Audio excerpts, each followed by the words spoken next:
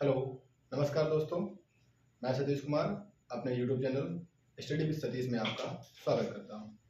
जैसा कि कल हम फंडामेंटल राइट्स पढ़े थे, जिसमें से मैंने आपको पढ़ाया था कि फंडामेंटल राइट्स क्या होते हैं, किस देश से लिए गए, और आर्टिकल्स 12 की मैंने आपको आर्टिकल्स 12 में राज्य की डिफिनेशन बताई थी।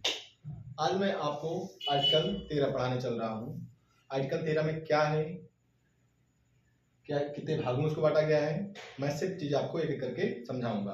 उसके आगे मैं आपको एक आपने डॉक्ट्रिन ऑफ एक्लिप्स सुनी होगी और डॉक्ट्रिन ऑफ सर्वबिलिटी सुनी होगी, जिसमें इसको हिंदी बोलते हैं आच्छादन का सिद्धांत और दूसरे को बोलते हैं पृथक का सिद्धांत। मैं उस चीज को आपको दोनों चीजों को आपको ही समझाते हुए बता दूंगा कि आर्टिकल 13 में क्या क्या चीजें कही गई है। ठीक है, तो आर्टिकल 13 की जब हम बात करते हैं तो आर्टिकल 13 हमारे ऐसी विधियों की बात करता है कि कहता है कि संसद कोई ऐसी विधि नहीं बना सकती है कि जो हमारे मौलिक अधिकारों का हनन करती हो। मतलब अगर ऐसी कोई विधि बनाती है संसद और वो हमारे मौलिक अधिकारों का हनन कर रही है, वो विधि क्या हो जाएगी, निष्क्रिय हो जाएगी। मतलब कि उसको नहीं माना जाएगा जहां तक वो मौलिक अधिकारों का हनन कर रही होगी। ठीक है, तो आर्टिकल 13 को हमने 4 भागों में बांट रखा है। ठीक, कौन से कितने भागों में? आर्टिकल 13 को 4 भागों में बांट के आर्टिकल 13 ए, आर्टिकल 13 1, आर्टिकल 13 2, आर्टिकल 13 3, आर्टिकल 13 4। इसको पढ़ते हैं। Article class 1, article 13 class 1, article 13 class 2, article 13 class 3, article 13 class 4। ठीक है, तो आर्टिकल 13 में क्या जोड़ा कहा गया, क्या कहा गया है कि आर्टिकल 13 में कहा गया है कि ऐसी विधियां जो भी प्री कॉन्स्टिट्यूशन, मतलब कि हमारे संविधान, हमारा संविधान कब लागू है? 26 जनवरी 1950 को। तो हमारा संविधान कब लागू होता है? 26 जनवरी 1950 को। जब हमारा 26 इससे पहले की सारी विधियां क्या कहलाएंगी? Pre constitution कहलाएंगी।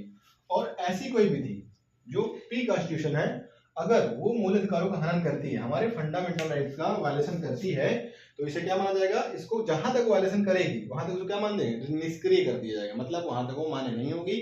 उसके बाद जहां से वो मौलिक अधिकारों का हनन नहीं करेगी, उस वायलेशन नहीं करेगी, उसके बाद उसको उसको लागू कर दिया जाएगा। ठीक है, उसके बाद आर्टिकल 13(2) में, आर्टिकल 13(2) में कहा गया है कि पोस्ट कॉन्स्टिट्यूशन विधियां क्या होती हैं? मतलब ऐसी विधियां जो आफ्टर 26 जनवरी 1950 के बाद बनी। कौन? 26 जनवरी 1950, मतलब हमारा संविधान लागू होने के बाद जो विधियां बनी है उन्हें क्या बोला गया है? पोस्ट कॉन्स्टिट्यूशन लॉ कहा गया है। इसमें यह कहा गया है कि यदि ऐसी कोई विधि जो 26 जनवरी 1950 के बाद बनी है और वह मौलिक अधिकारों का हनन करती है, क्या करती है? मौलिक अधिकारों का अगर वह हनन करती है तो उसको क्या कर दिया जाएगा? निष्क्रिय कर दिया जाएगा। ठीक है, अभी हम निरस्त कर दिया जाएगा। ठीक है, निरस्त कर दिया जाएगा। तो आर्टिकल 13 सब क्लास 2 क्या कहता है कि ऐसी कोई विधि जो पोस्ट कॉन्स्टिट्यूशन बनी है, मतलब संविधान लागू होने के बाद बनी है, और वह मौलिक अधिकारों का हनन करती है, वायलेशन करती है, तो उसे उस भाग तक, उस सीमा तक हनन निष्क्रिय कर दिया जाएगा, निरस्त कर दिया जाएगा जिस सीमा तक वो मौलिक अधिकारों को हमारे हनन कर रही होगी। ठीक है, इतनी बात समझ आई। आर्टिकल 13 में 3 में क्या कहा गया है? आर्टिकल 13(3) में क्या गया है कि लॉ क्या होते हैं, ट्रेडिशंस क्या होती हैं, संवैधानिक लॉ क्या होते हैं और व्यक्तिगत लॉ क्या होते हैं, मैं इनको बता रहा हूँ। ठीक है आपको, तो पहली बात तो लॉ क्या होते हैं। लॉ में आपके क्या आएंगे? जितने मान लीजिए आपका नियम हो गया, विनियम हो गया, अधिनियम हो गया, अध्यादेश हो गया, जितने भी संसद के द्वारा, सॉरी हमारी संसद जो है जारी करती है, भारत सरकार द्वारा जो हमारी संसद है जारी करती है, तो सब किस में आते हैं? आपके लॉ या कॉन्स्टिट्यूशन कहलाते हैं। ठीक है, सॉरी लॉ कहलाते हैं। ठीक, जिसमें आपको मैंने बताया कि नियम, विनियमन, अधिनियम, अध्यादेश, सरकार, इसमें किसमें आते हैं? सब लॉ में आते हैं। ठीक है, और बहुत से हैं। ठीक है, अब ट्रेडिशन क्या होता है? जो हमारी चली चलाई परंपराएं बहुत पुराने समय से चली आ रही है, क्या होता है? ट्रेडिशन बोलते हैं। ठीक है, तो अब इसमें दो चीजें हैं कि एक व्यक्तिगत लॉ होता है, एक संवैधानिक लॉ होता है। संवैधानिक लॉ होता है वही, मतलब जो हमारी संसद बनाती है उसको क्या बोलते हैं? संवैधानिक विधि बोलते हैं। और जो व्यक्तिगत लॉ होते हैं, ऐसे लॉ जो धर्म के आधार पर चलाए जाते हैं, जो हमारे धार्मिक ग्रंथों के आधार पर चलाए जाते हैं, बनाए जाते हैं, उन्हें क्या बोलते हैं? हम धार्मिक लॉ बोलते हैं या व्यक्तिगत लॉ बोलते हैं। जैसे कि हमारा किसी पारिवारिक मामला हो गया, शादी विवाह का मामला हो गया, 3 तलाक का मामला हो गया, और दत्तक पुत्र का मामला हो गया, सब कितने आते हैं? आपके किसमें आते हैं? व्यक्तिगत विधियों में। बाकी जब आपकी लॉ विधि मैंने बता दिया कि जितने भी संसद या आपका अध्यादेश हो गया, राष्ट्रपति द्वारा कोई अध्यादेश हो गया, राज्यपाल द्वारा अध्यादेश हो गया, सब किसमें आएंगे? आपके लॉ में आएंगे। इतनी बात समझ आई आपको? आर्टिकल 31 में मैंने क्या बताया? आर्टिकल 13 क्लास 1 में क्या होता है, प्री कॉन्स्टिट्यूशन लॉ, मतलब जो भी विधियां हैं जो संविधान लागू होने से पहले बनी है उन्हें बोलेंगे प्री कॉन्स्टिट्यूशन लॉ। और वहां तक अगर बनी हुई है और वो हमारे फंडामेंटल राइट्स का वायलेशन करती हैं तो उन्हें उस सीमा तक निरस्त कर दिया जाएगा जिस सीमा तक वो हमारे फंडामेंटल राइट्स का हनन करती होंगी, ठीक है। उसके बाद अगर बाकी पार्ट को लागू कर दिया जाएगा। आर्टिकल 13 सब क्लास आर्टिकल 13 क्लास 2 क्या कहता है कि पोस्ट कॉन्स्टिट्यूशन लॉ, मतलब कि ऐसी विधियां जो 26 जनवरी 1950 के बाद बनी हैं लेकिन वो भी हमारे फंडामेंटल राइट्स का वायलेशन नहीं कर सकती हैं, अगर करती हैं तो उनको भी उस सीमा तक निरस्त कर दिया जाएगा जिस सीमा तक वो क्या करती हैं, वायलेशन करती होंगी, ठीक है। बाकी पार्ट को लागू कर दिया जाएगा। फिर लॉ और ट्रेडिशन में बता दिया। और आर्टिकल 13 क्लास 4 में क्या कहता है कि आर्टिकल 13 क्लास 4 पहली बार तो लागू कब किया गया था, तो इसको 14th कॉन्स्टिट्यूशन 24वां संविधान संशोधन 1971 में लागू किया गया था। इसमें यह कहा गया है कि जो भारतीय संसद जो संविधान संशोधन करेगी उसके तहत इसमें जितने भी आर्टिकल 13 के जितने भी क्लॉज में बातें कही गई हैं उनका संबंध भारतीय संविधान संशोधन से नहीं होगा, ठीक है। उसका 368 में भी इस बारे में यही कहा गया कि अगर 368 में कही गई बात का किसी भी बात का संबंध आर्टिकल 13 के किसी भी सब क्लास से संबंध नहीं रहेगा। उसी क्लास में कहा गया है कि जो भी आर्टिकल 13 के सब क्लास हैं उसका कोई भी संबंध नहीं होगा, ठीक है। इतनी बात आपको समझ आई। ये आपका अधिकतर पूछा जाता है कि कब जोड़ा गया है, मेन चीज ये है, ठीक है। अब उसके बाद आप समझ लीजिए कि डॉक्ट्रिन्स ऑफ एक्लिप्स क्या कहती है, आच्छादन का सिद्धांत क्या कहता है। इसको जानना जरूरी है, नहीं आप नहीं समझ पाएंगे कि निरस्त क्या होता है, निरस्त कब करते हैं और निष्क्रिय कब करते हैं, ठीक है।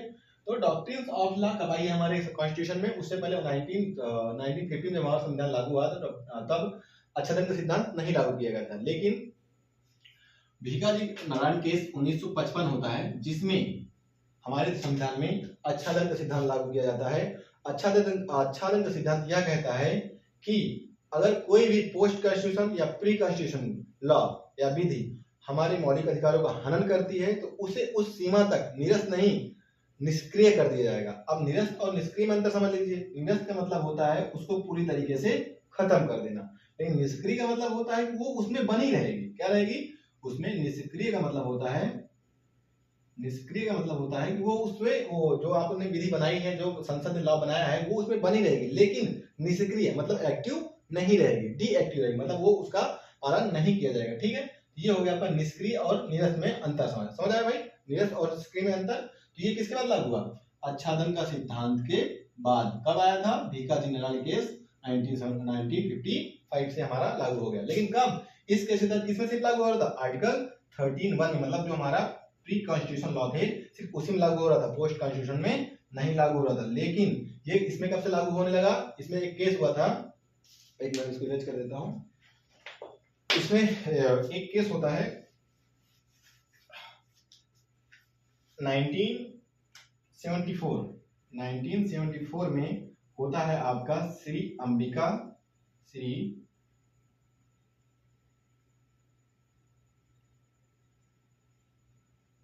Ambika mills versus Gujarat 1974। इस केस के तहत इसमें यह कह दिया गया कि जो आच्छादन का सिद्धांत था आपका आर्टिकल 13 क्लास 2 में भी लागू होगा। मतलब कि अब जितनी जो भी विधियां हैं जो संविधान के लागू होने के बाद बनाई गई हैं उसमें भी आच्छादन का सिद्धांत लागू होगा। मतलब इनको अब निरस्त नहीं किया जाएगा, इनको क्या किया जाएगा? निष्क्रिय रखा जाएगा। अगर भविष्य में कभी भी मौलिक अधिकारों में संशोधन किया जाता है और ये विधियां जो निष्क्रिय पड़ी हुई हैं लागू होती हैं तो इनको फिर से क्या कर मतलब अगर ये फंडामेंटल राइट्स का वायलेशन नहीं कर रही हैं तो इनको फिर से क्या कर दिया जाएगा? लागू कर दिया जाएगा और ये सक्रिय हो जाएंगे और अपने बराबर काम करेंगे। इतनी बात समझ आई मेरी? ठीक है। अब डॉक्ट्रिन ऑफ एक्लिप्स हो गया, article 13 part 1, part 2, part 3, part 4 हो गया। अब मैं आपको समझाने चल रहा हूं आर्टिकल 1, डॉक्ट्रिन्स ऑफ सेवरेबिलिटी, ठीक है। पृथक का सिद्धांत क्या होता है? ठीक है, मैं इसको इरेज कर रहा हूं। पृथक का सिद्धांत थोड़ा सा समझिए, दोनों चीजें समझना जरूरी, नहीं समझेंगे तो फिर समझ बात नहीं आएगी, ठीक है। तो पृथक का सिद्धांत क्या कहता है? पृथक सिद्धांत ये कहता है कि यदि कोई भी लॉ कोई भी लॉ फंडामेंटल राइट से जिस सीमा तक फंडामेंटल राइट का वायलेशन करता है, मान लीजिए इतना पार्ट इसका फंडामेंटल राइट्स के इतने पार्ट से क्या कर रहा है, वायलेशन कर रहा है, या पूरे पार्ट से वायलेशन कर रहा है, तो इस पार्ट को क्या कर दिया जाएगा, हटा दिया जाएगा। पृथक मतलब क्या होता है, पृथक मतलब उसको काट कर हटा देना। हमारी सुप्रीम कोर्ट इसको क्या करेगी, काट करके हटा देगी। बाकी बचे हुए पार्ट को, जो ये आपका पार्ट बच रहा है, जो आपका फंडामेंटल राइट्स का वायलेशन नहीं कर रहा है, इसको उसी प्रकार इसके साथ जोड़ करके लागू कर देगा। क्यों लागू कर देगा, क्योंकि ये फंडामेंटल राइट्स का उल्लंघन नहीं कर रहा है। ठीक है, इतनी बात समझ आई। पृथक के सिद्धांत में 3-4 बातें आती हैं, मतलब इसको कब लागू किया जाएगा, कब नहीं लागू किया जाएगा। थोड़ा सा 1 मिनट समझ रहे हो, समझ लीजिए थोड़ा सा और विस्तार से। पृथक के सिद्धांत एक केस ये बनता है कि यदि सुप्रीम कोर्ट कब पृथक के सिद्धांत को लागू नहीं करेगी, मतलब कि अगर कोई संसद ने किसी विधि को बनाया और वह विधि संसद ने विधि बनाया, लेकिन उस विधि को बनाते समय अपना इंटेंशन सही नहीं रखा, मतलब उसने विधि तो सही बनाई, वो मौलिक अधिकारों का हनन तो नहीं कर रही, लेकिन उसका संसद का क्या इंटेंशन सही नहीं था, संसद का इंटेंशन सही नहीं था, मतलब उसकी जो मनोभावना थी अच्छी नहीं थी। इस वजह से सुप्रीम कोर्ट को क्या कर देगी, हटा देगी, रद्द कर देगी। ठीक है। सेकंड केस, यदि कोई लॉ है जो फंडामेंटल राइट्स का उल्लंघन तो कर रहा है, लेकिन उसका मोस्ट ऑफ पार्ट क्या कर रहा है, उसका फंडामेंटल राइट्स का क्या कर रहा है, उल्लंघन कर रहा है, कुछ ही पार्ट को क्या कर रहा है, उल्लंघन नहीं कर रहा। तो इस कंडीशन में भी हमारी सुप्रीम कोर्ट क्या कर देगी, इसको हटा देगी। ठीक है। दूसरी बात समझ, पहला केस ये हुआ कि अगर यदि संसद उसको सही इंटेंशन से नहीं बनाती है तो उसको सुप्रीम कोर्ट हटा देगी। सेकंड चीज, अगर उसका अधिकतर भाग फंडामेंटल राइट्स के साथ सुसंगत नहीं है, उसका वायलेशन कर रहा है, तो उसको हटा दिया जाएगा। तीसरी पार्ट क्या है, यदि एक लॉ है उसका अधिकतर भाग सुलझा हुआ नहीं है, मतलब सुलझा हुआ मतलब नहीं है कि फंडामेंटल राइट्स से सुलझा, मतलब मान लीजिए इतना पार्ट सही है, फिर इतना पार्ट गड़बड़ है, फिर इतना पार्ट सही है, फिर इतना पार्ट गड़बड़ है, इस तरीके से अगर है कोई लॉ, तो भी उसको सुप्रीम कोर्ट क्या करेगी, हटा देगी। क्यों, क्योंकि उतना वो सही नहीं बैठ रहा। इतनी बातें समझ आई। पृथक का सिद्धांत क्या होता है, आच्छादन का सिद्धांत क्या होता है, पृथक का सिद्धांत कब लागू होता है, कैसे लागू होता है, सुप्रीम कोर्ट कैसे हटा देती है, मैंने वो बताया आपको। मतलब कि अगर कोई भी लॉ जिस सीमा तक मूल अधिकारों का उल्लंघन कर रहा है, तो उसको वहां से क्या कर देगा, सुप्रीम कोर्ट वहां से उसको हटा करके बाहर कर देगी, उसको निरस्त और निष्क्रिय, इसमें निष्क्रिय वाला कोई मैटर नहीं होता, सीधा क्या कर देगी, हटा देगी हमारे सुप्रीम कोर्ट। यही है पृथक का सिद्धांत। आच्छादन में क्या होता है कि आच्छादन उसको हटाया नहीं जाता है, पहले 1955 तक 1955 से पहले हटा दिया जाता, लेकिन भीखाजी नारायण वर्सेस मध्य प्रदेश केस में 1955 में जब आच्छादन का सिद्धांत आया, तो प्री कॉन्स्टिट्यूशनल लॉ को क्या कर दिया, निरस्त कर दिया, सॉरी निष्क्रिय कर दिया जाता था। जिसके बाद अगर उसको इस बेस पे निष्क्रिय कर दिया जाता था कि अगर भविष्य में कहीं ऐसी संभावना बनती है कि मतलब अगर फंडामेंटल राइट्स में संशोधन किए जाते हैं, तो और वो जो लॉ निष्क्रिय कर दिया गया है, अगर वो उस समय उसको उनका वायलेशन नहीं करता है, तो उसको क्या सक्रिय कर दिया जाएगा। यही आच्छादन का सिद्धांत का मतलब है, और ये पृथक का सिद्धांत मतलब है। एक बार आपको मैं थोड़ा सा मोटी मोटा आपका आर्टिकल 13 के पार्ट को एक बार रिवाइज करवा देता हूँ। ठीक है। आर्टिकल 13(1) में क्या कहा गया है, आर्टिकल 13 क्लास 1 में क्या कहा गया है कि जो भी कोई भी प्री कॉन्स्टिट्यूशनल लॉ संविधान का उल्लंघन नहीं करेगी, अगर करती है तो उसको उस सीमा तक निरस्त कर दिया जाएगा या निष्क्रिय कर दिया जाएगा, जिस समय तक वह निष्क्रिय बोलेंगे, क्योंकि उसके बाद निष्क्रिय बोलेंगे, ठीक है, उस सीमा तक निष्क्रिय कर दिया जाएगा जिस सीमा तक वह उसका फॉलो मौलिक अधिकारों का हनन करती है। ठीक है। फिर आर्टिकल 13(2) में क्या कहा गया है, आर्टिकल 13(2) में क्या कहा गया, कोई पोस्ट कॉन्स्टिट्यूशन विधि है, लॉ है, वो अगर मौलिक अधिकारों का हनन करती है या उल्लंघन करती है, तो उसको भी उस सीमा तक निरस्त कर दिया जाएगा। लेकिन इसको किस केस में बताया गया था, अंबिका मिल्स वर्सेस गुजरात मामला 1974 में। ठीक है। फिर आर्टिकल 13 क्लास 3 में क्या बताया गया, मैंने बताया कि विधियां क्या होती हैं, कौन सी नियम जो हमारी संसद बना करके दे दिया अध्यादेश, ठीक है, अध्यादेश राष्ट्रपति या राज्यपाल जारी करते हैं। फिर आर्टिकल 13(4) क्या कहता है, आर्टिकल 13(4) ये कहता है कि आर्टिकल 13(4) में कही गई कोई बात आर्टिकल 13 के किसी भी अन्य क्लास में के लिए जिम्मेदार नहीं होगी। और इसको कब जोड़ा गया था, 24वां कॉन्स्टिट्यूशन, 24th कॉन्स्टिट्यूशन अमेंडमेंट 1971। इतनी मेरी बात समझ आई तो ठीक है। ये आपका आर्टिकल 13 का पूरा विश्लेषण हो गया। अब इसके बाद चलते हैं आर्टिकल 14 में। आर्टिकल 14 ये तो मैंने आपको कल जब मैंने आपको मौलिक अधिकारों को 4 पार्टों में बांटा था कि सामान्य वर्ग, तो ये सामान्य वर्ग था। सामान्य वर्ग में कौन कौन से आर्टिकल थे? 12 और 13, जिसमें 12 में राज्य की परिभाषा बताई जाती थी और आर्टिकल 13 में क्या बताया गया था? आर्टिकल 13 मैंने आपको बता दी विधियां क्या है, विधियां कैसे क्या है। ठीक है, चलिए आर्टिकल 14। आर्टिकल 14 पहले आर्टिकल 14 से हमारा मूल वर्ग समझ, जो हमारे 6 मूल वर्ग में मैंने 4 भागों में बांटा था। पहला था आपका सामान्य वर्ग, ठीक है, इसको थोड़ा सा जानते रहेंगे, कोई नुकसान नहीं है, लेकिन आपको सामान्य जानकारी मिल जाएगी। मूल समवर्ग, फिर आपका अपवादित, मैंने अपवादित बताया कौन कौन आते हैं, फिर आपका क्रियान्वयन क्या है।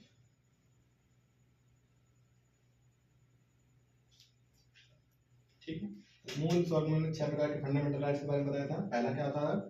समानता का अधिकार, समानता का अधिकार, जो आपका आर्टिकल कहाँ से 14 से 18 तक आता है ना, आर्टिकल 14 से 18 तक आता है। चलिए इनको ऊपर वाले इरेज कर दे रहा हूँ, कोई बात नहीं। फिर कौन होता है? स्वतंत्रता, स्वतंत्रता का अधिकार, आर्टिकल 19 से 22 तक। शोषण या शोषण के प्रति, शोषण के विरुद्ध अधिकार, आर्टिकल 23-24, 23 एंड 24। धार्मिक स्वतंत्रता,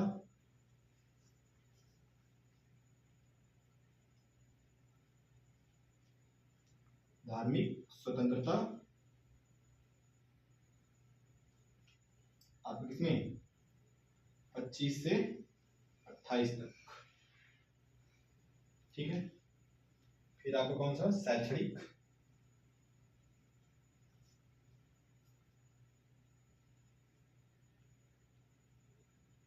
शैक्षणिक एवं शैक्षणिक स्वतंत्रता, मतलब शैक्षणिक एवं सांस्कृतिक, सांस्कृतिक स्वतंत्रता। इसमें कौन से? आर्टिकल 19 एंड 13 आपके आते हैं। ठीक है, और आपका लास्ट बच रहा है उत्प्रेषण, जो आपका आर्टिकल 32 के तहत आता है। ठीक है,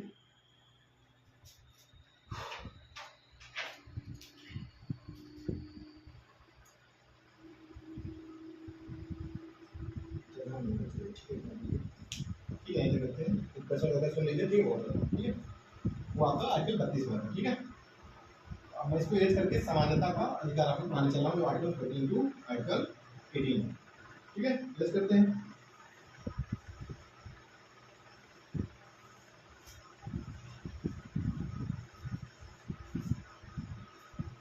आर्टिकल समानता का अधिकार पहला अधिकार से समानता का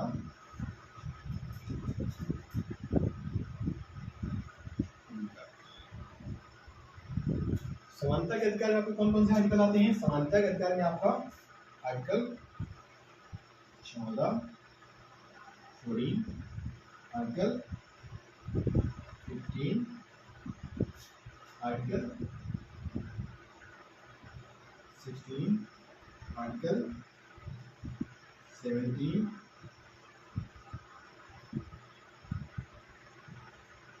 और आर्टिकल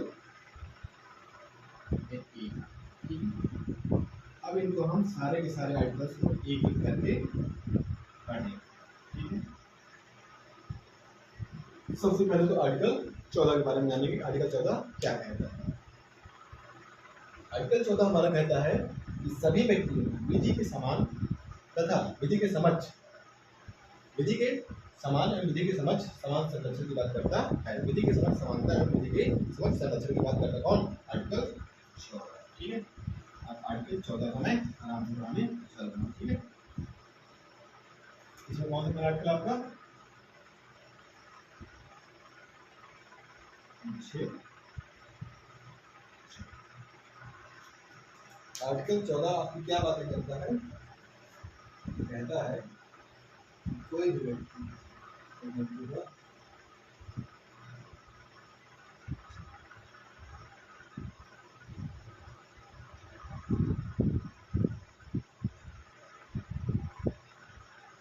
पहली बात क्या कहता है ये कि विधि के समक्ष समानता की बात करता है। दूसरा क्या कहता है?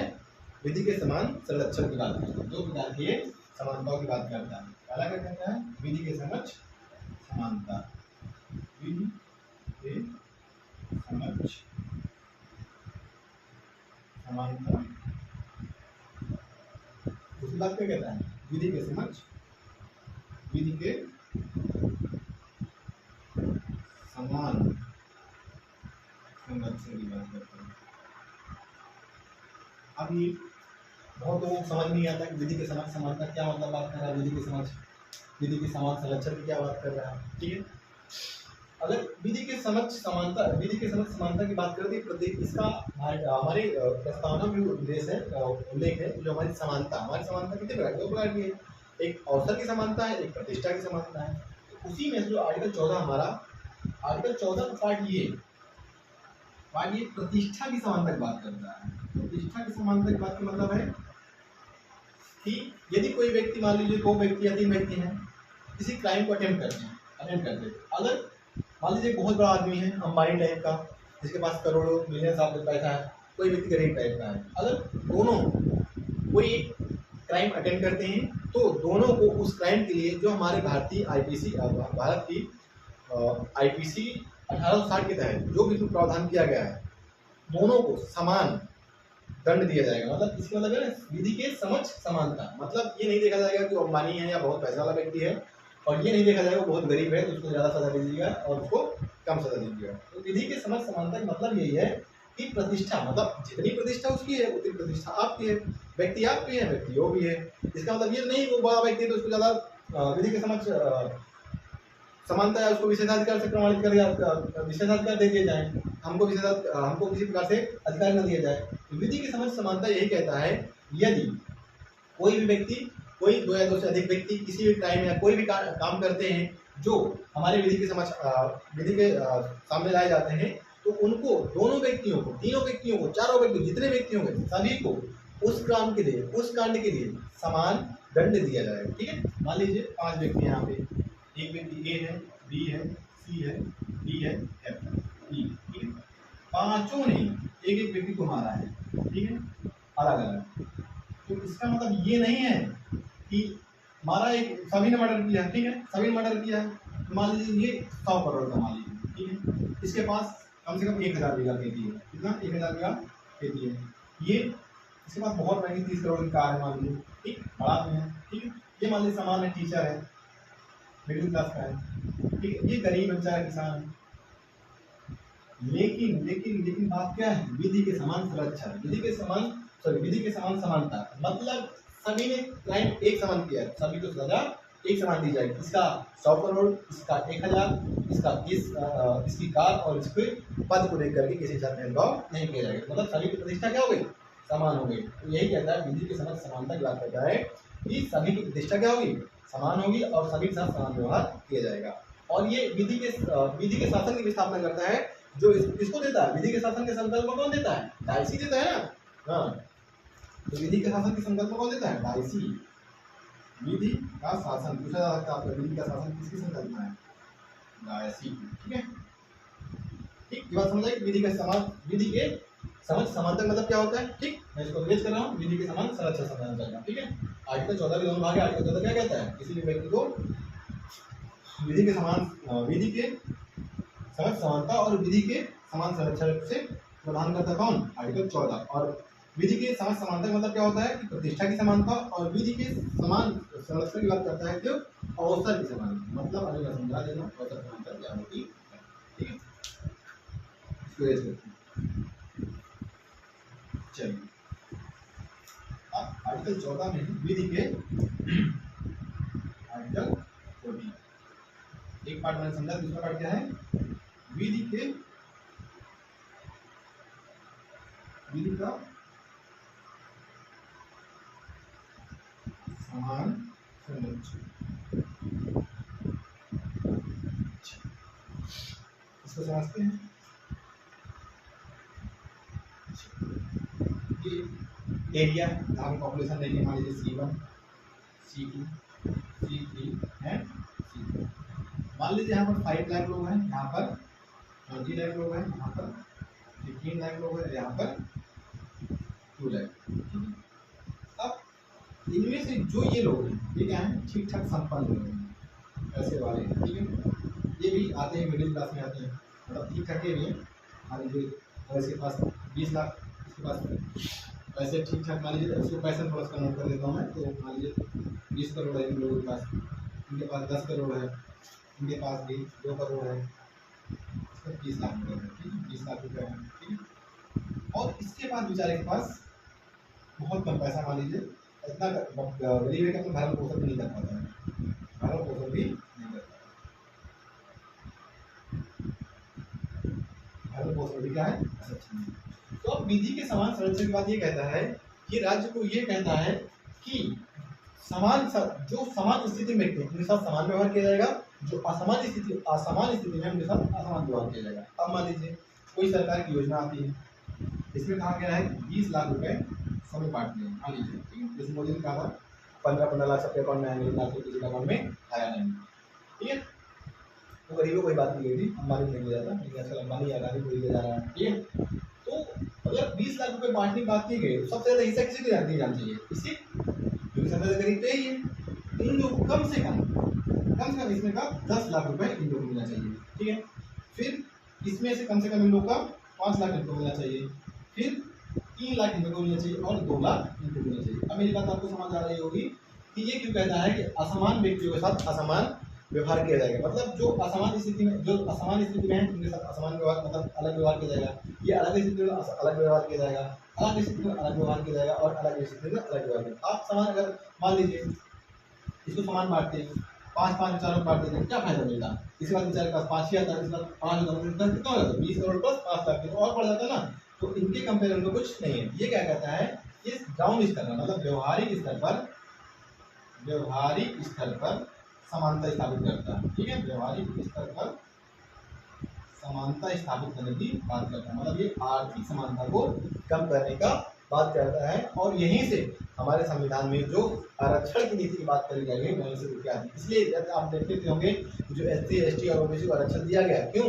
क्योंकि वो सामाजिक और शैक्षणिक रूप से क्या है, पिछड़े लोग हैं। अगर और जो पहले से संपन्न लोग हैं उनको और इनको बराबर कर दिया जाएगा, क्या ये अपना उत्थान कर पाएंगे? कभी नहीं कर पाएंगे। इसलिए हमेशा हमारे संविधान में SC ST के उत्थान के आरक्षण की व्यवस्था की गई, ठीक है। तो ये रहा आपका आर्टिकल 14, समझ आया? ठीक। अब मैं यहाँ से आपको अगले वीडियो में 15, 16, 17, 18 कल बताऊंगा, ठीक है। जो लेकिन एक चीज़ और ध्यान रखेंगे, जो मैंने आपको कल 12 आर्टिकल 12 पढ़ाया था उसको आप रिवाइज कर लीजिएगा और इसको रिवाइज कर लीजिएगा, ठीक है। जितना मैंने पढ़ा दिया आपको वनडे लेवल, जितना भी SSC का हो गया, वनडे लेवल की एग्जाम हुआ, GD हो गया, पुलिस हो गया, अगर मैं पॉलिटी पढ़ा रहा हूँ तो उसमें से आपका एक भी क्वेश्चन बाहर नहीं जाएगा, ठीक है। चलिए ठीक है, थैंक यू देखने के लिए, नमस्कार।